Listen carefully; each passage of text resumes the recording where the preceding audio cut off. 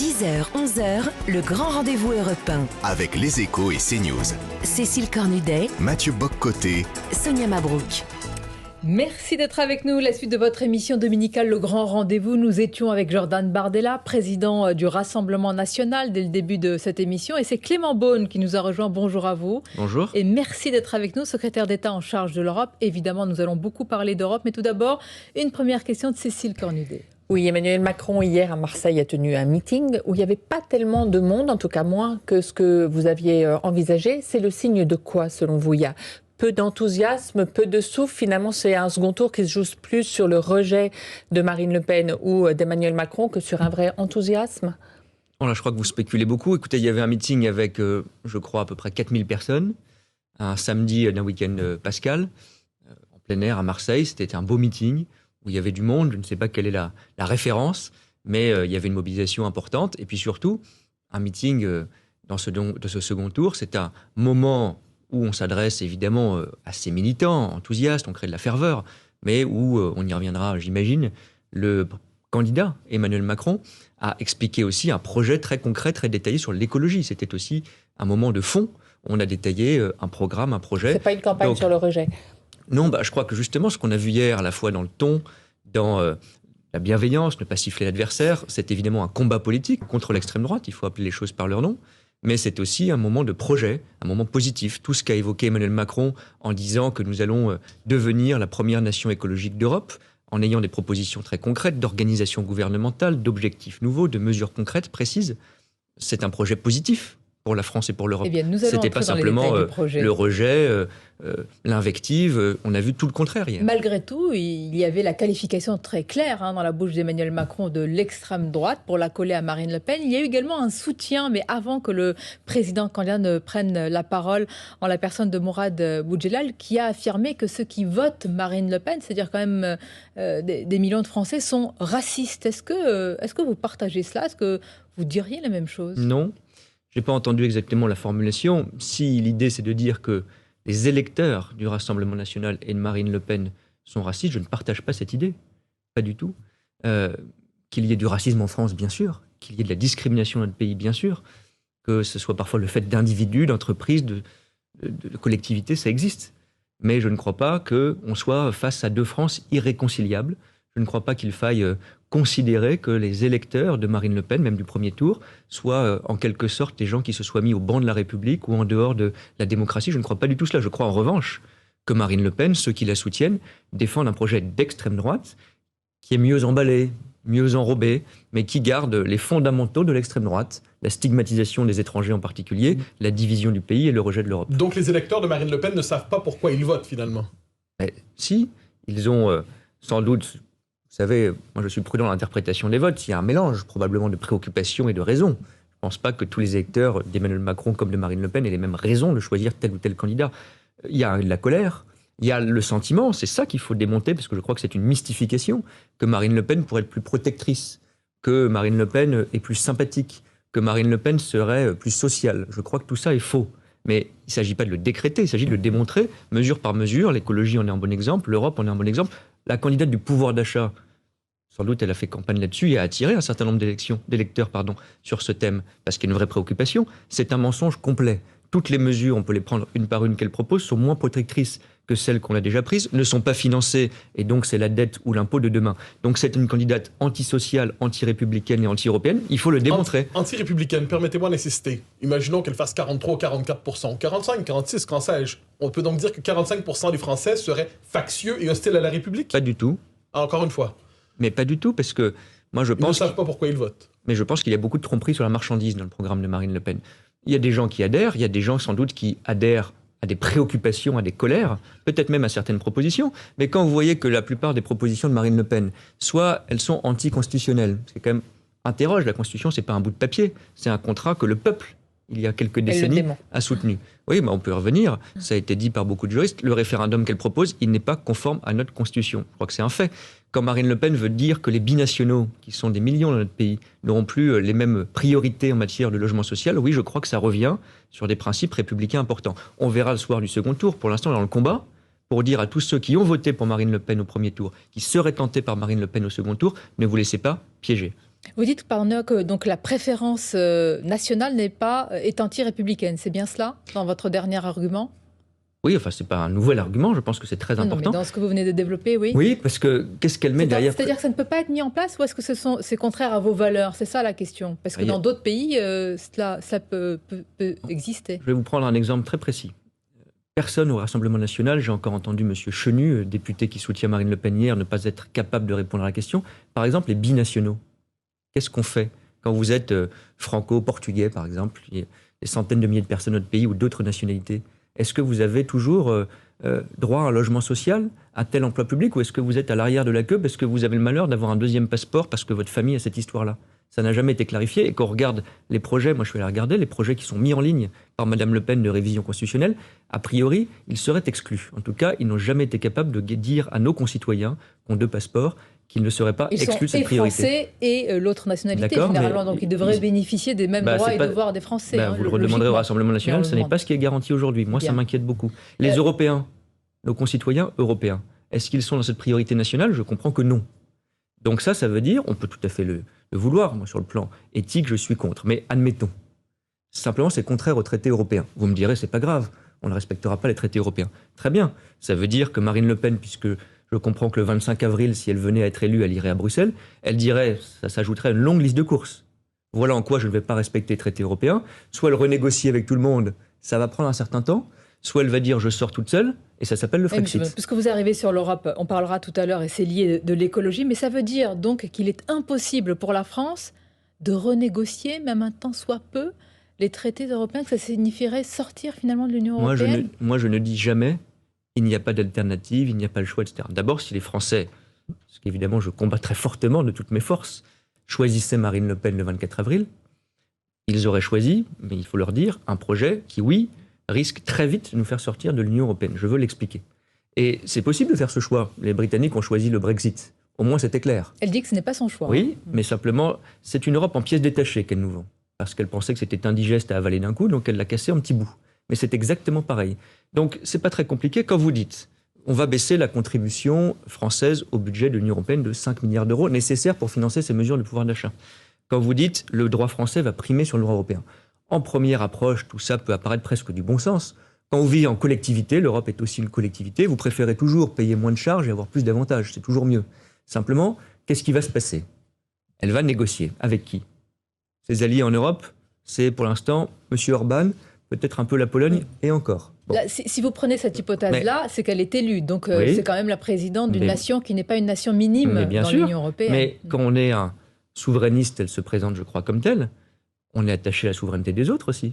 Les Allemands, ils n'auront pas voté pour Marine Le Pen. Les Italiens, ils n'auront pas voté pour Marine Le Pen. Elle peut tout à fait décider de faire sans l'Europe. Pas de problème. Elle peut décider de lancer une renégociation. Pardon, j'y viens parce que c'est très important. Mais il faut des alliés. Donc soit elle a des alliés, qu'elle nous dise lesquels. Soit elle agit seule.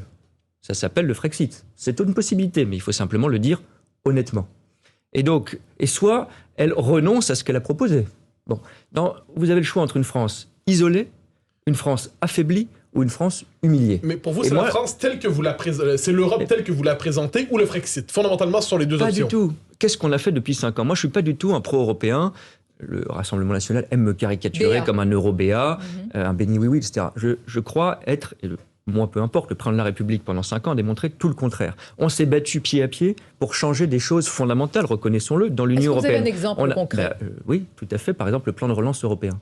La dette commune. C'est pas technique, là aussi, ça a été la condition pour mettre en œuvre le quoi qu'il en coûte et le plan de relance de notre pays.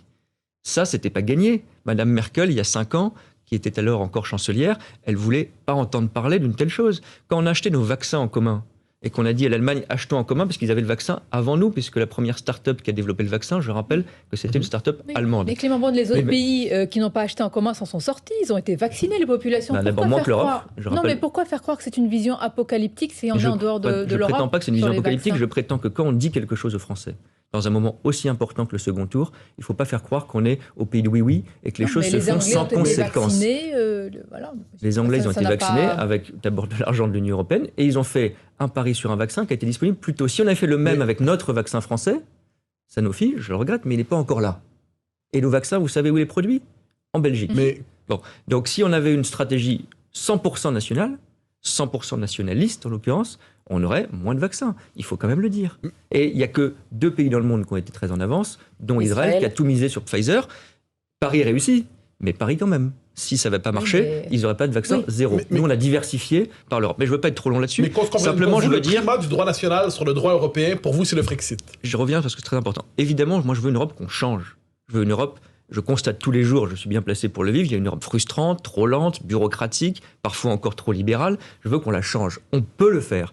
Tout ce qu'on fait, j'entendais M. Bardella, sur la réciprocité commerciale dans les marchés publics, sur aujourd'hui le contrôle des investissements non européens dans les secteurs stratégiques de notre économie. Tout ça, on est en train de le faire au niveau européen. On a fait, j'entends que Mme Le Pen veut sortir des règles climatiques européennes, le Green Deal, comme elle l'appelle, la taxe carbone aux frontières de l'Europe. Ça fait partie du Green Deal. On ne le fera pas tout seul, la taxe carbone aux frontières, pour empêcher... Elle ne veut plus importer, donc... oui, d'accord. Il faut expliquer comment elle prend des masques et comment elle prend des respirateurs. Vos exemples sont importants, malgré tout, et ils ont un impact, évidemment, sur nos vies quotidiennes. Très concrètement. Oui, très concrètement. Un emploi sur 10 dépend de l'export en Europe. Je vous donne un exemple. Juste avant le Brexit, on avait dit que ça va être terrible pour les Anglais, ça va être une vision apocalyptique. Alors, ils ont des difficultés, mais on ne peut pas dire que c'est vraiment noir, c'est noir chez eux. Est-ce que cette façon de présenter l'Europe, si c'est Marine Le Pen aussi qui est élue, est-ce que ça participe pas de la même vision de tout repeindre en noir? D'abord, moi je ne repeins tout en noir. Tout ce que je vous dis, c'est écrit dans le programme de Marine Le Pen. C'est pas moi qui ai inventé la baisse de la contribution au budget. Je vous dis simplement, chacun peut le comprendre, quand vous arrêtez de payer les charges communes, les autres le font aussi. Donc il faut dire qu'il n'y a plus de PAC, il faut dire qu'il n'y a plus d'avantage à avoir un marché commun européen qui, pour un emploi sur 10 en France, est directement le débouché et la condition de cet emploi. Je dis simplement ça. Le Brexit, très bon exemple. Regardez un certain nombre de mensonges qui ont été dits. On a justement l'instruction de l'histoire récente. Monsieur Johnson, à l'époque, avait dit qu'il y aura un argent formidable en plus pour le système de santé britannique. Il n'est jamais arrivé. Oui. Il a dit... À l'inverse, nous avons dit, vous allez voir, tout va péricliter. Moi, j'ai jamais dit ça, mais... Guerre mondiale. Moi, j'ai jamais dit ça, mais regardez... Mais d'autres, dans votre regardons, majorité. peu importe, regardons ce qui se passe. Moins 15% du commerce entre le Royaume-Uni et l'Union européenne. Et par ailleurs, le Brexit, je prétends que c'est extrêmement différent. Le Royaume-Uni a toujours eu moins de 50% de ses échanges commerciaux avec le reste de l'Union européenne. Nous ne sommes pas une île, chacun peut le constater. Notre commerce, notre économie, la vie de nos travailleurs, 350 000 d'entre eux, 1 million dans les familles, c'est d'aller traverser une frontière vers le Luxembourg, l'Allemagne, l'Italie, tous les jours. Nous sommes intégrés à l'Europe, beaucoup plus que ne l'a jamais été le Royaume-Uni. Eh bien, on va continuer à en parler parce qu'évidemment, cette intégration suppose aussi des accords.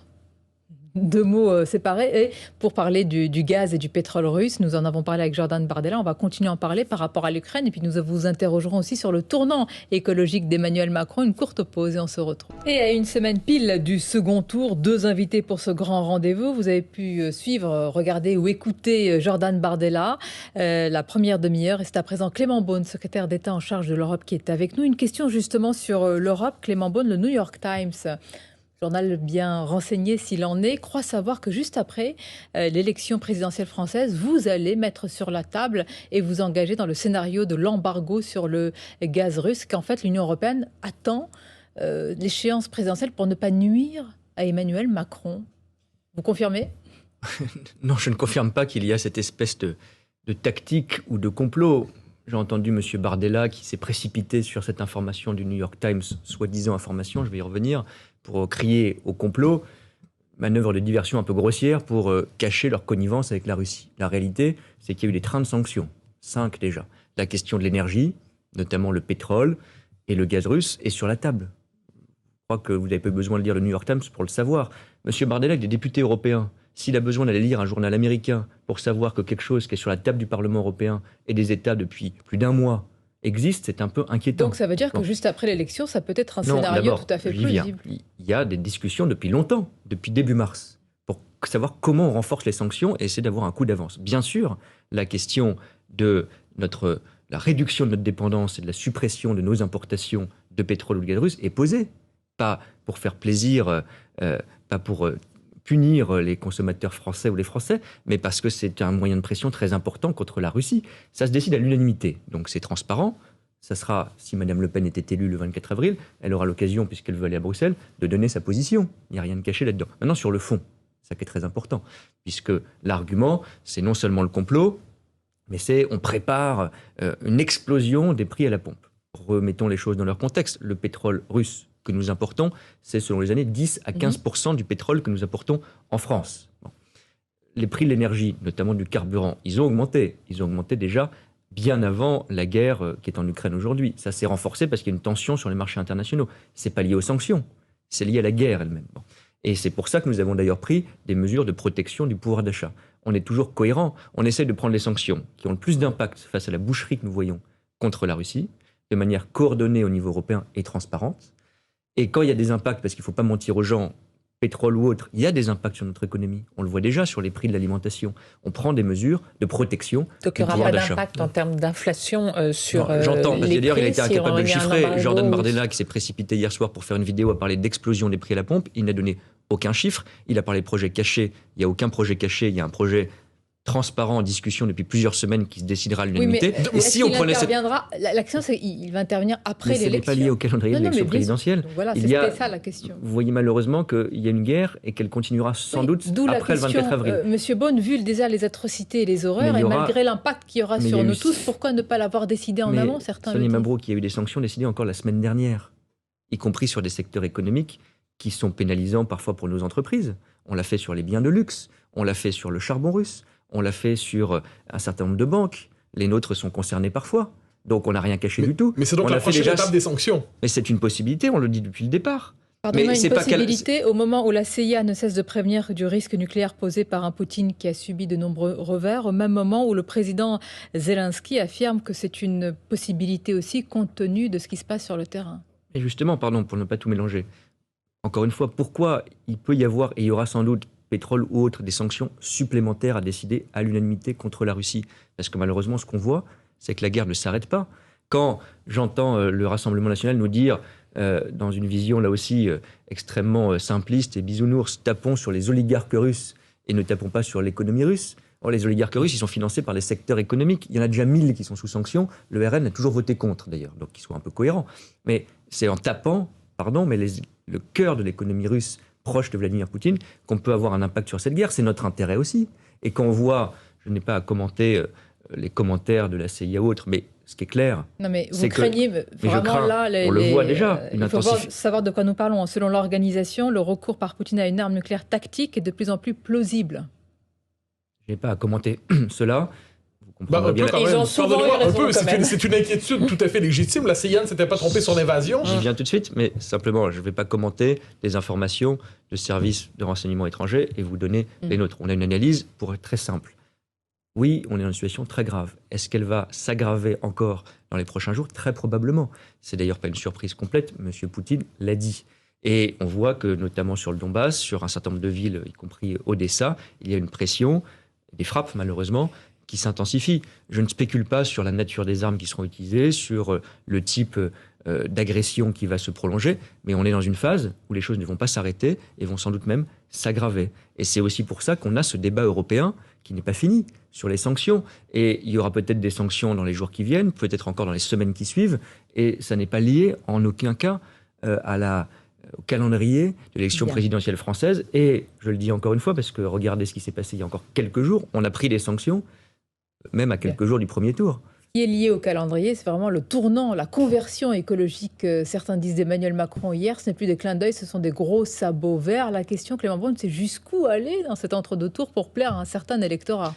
Non, d'abord, je conteste cette idée de gros sabots ou de rafistolage ou autre. Ce qu'a dit longuement à Marseille le président, je pense qu'il avait à cœur de le défendre comme candidat aujourd'hui, c'est ce qu'on a fait pendant 5 ans. Je ne vais pas y revenir très longuement, mais quand même, on n'a pas inventé une conversion écologique. Quand vous avez multiplié par 8... vous reprenez la planification écologique. Il l'avait dit dès avant le premier tour, d'ailleurs. Il le précise. Là, elle est théorisée, elle va être incarnée par un Premier ministre qui va la porter. Oui, bien sûr, mais tant mieux, c'est concret.